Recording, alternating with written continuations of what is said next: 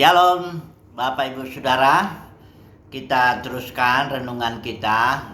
Tema kita rasa malu dan kemuliaan Tuhan. Barangkali ini yang terakhir.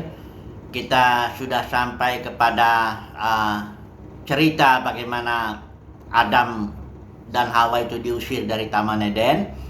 Dan itu bermakna bahwa Adam dan Hawa dianggap gagal oleh Tuhan dalam menjalankan, ya, kita tahu Taman Eden itu adalah simbol daripada kerajaan sorga di bumi.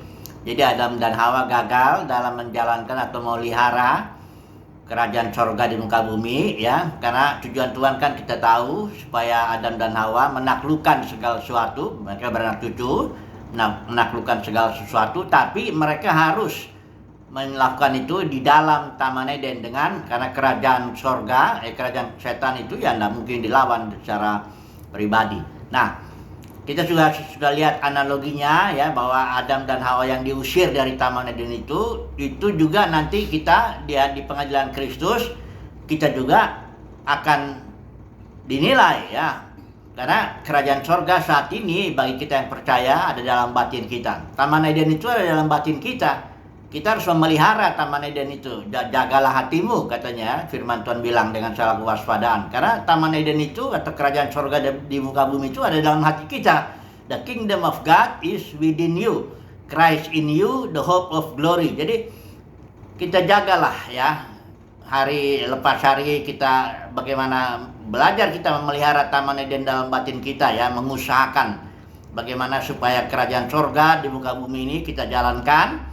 Dan kita di pengadilan Kristus kelak, kita nanti dianggap qualified lah, ya, bisa menjalankan pelayanan berikutnya, yaitu kerajaan 1000 tahun. Kalau kita lihat itu, ya, habis zaman ini kan zaman kerajaan 1000 tahun. Di situ kita melayani, ya, kerajaan sorga di muka bumi supaya itu ditegakkan, ya, dan kita mengalahkan segala musuh. Nah, cuma masalahnya sekarang kita mau belajar bagaimana caranya supaya Taman Eden atau kerajaan sorga di muka bumi ini kita jalankan hari lepas hari, ya. Nah, kita lihat aja cerita di Adam dan Hawa itu, ya. Itu cerita di mana Adam kan gagalnya karena dia makan buah pohon pengetahuan yang merupakan pohon maut, yang merupakan pohon yang membuat manusia jadi independen lah dari Tuhan, jadi hidup yang berbeda dengan Tuhan. Sementara kalau mau memelihara Taman Eden, ya kita harus makan pohon kehidupan. Makan Yesus itu artinya, kan Yesus bilang barang siapa yang makan aku, ya dia akan memiliki hidup, ya.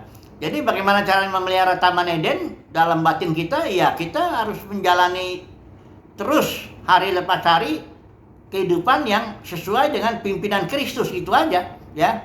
Sebenarnya sih sederhana, ya. Tapi saya mau masuk ke dalam satu kitab Kolose yang mengajari kita bagaimana caranya supaya kita menjalani kehidupan ini sesuai pimpinan Kristus dalam batin kita hari lepas hari. Nah, di surat Kolose itu dijelaskan keutamaan Kristus, ya. Bagaimana Kristus itu sudah menaklukkan segala sesuatu, bagaimana kita sudah mati bersama Kristus, bangkit bersama Kristus, kita sudah bersama-sama dengan Kristus dalam kerajaan sorga. Masalahnya ada banyak orang beribadah, ya, dengan harus penuh dengan aturan, ya, memelihara hari Sabat, ya, entah Sabat Yahudi, ya, hari Sabtu, atau Sabat Kristen, ya, dibilang itu orang hari Minggu, atau aturan jangan makan ini, jangan makan itu, hari raya ini, hari raya itu, dan aturan-aturan agamawi itu kelihatan seperti apa, ya, seperti berhikmat, tapi sebenarnya itu lahiriah itu.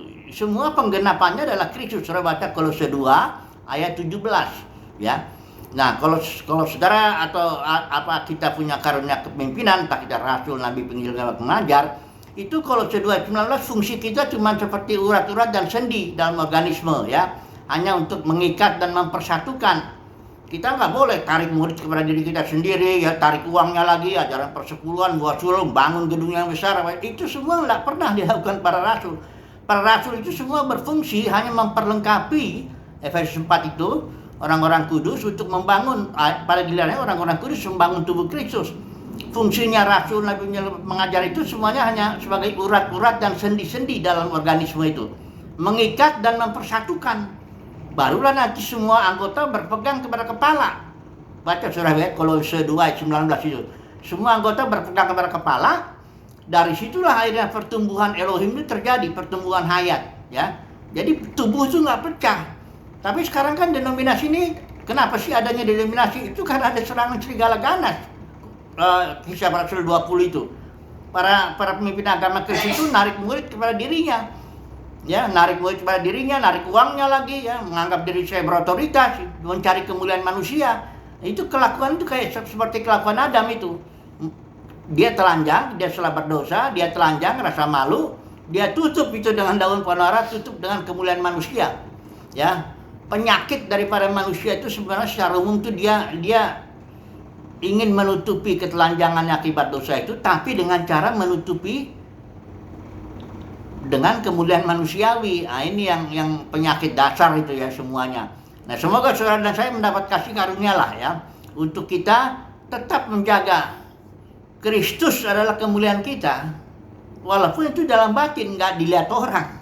Ya, tapi nanti di pengadilan Kristus, disitulah kita akan ditampilkan apabila Kristus adalah hidup kita. Kalau saya sudah katakan ya, apabila Kristus yang adalah hidup kita menyatakan diri kelak, kita pun akan menyatakan diri bersama dengan Dia dalam kemuliaan.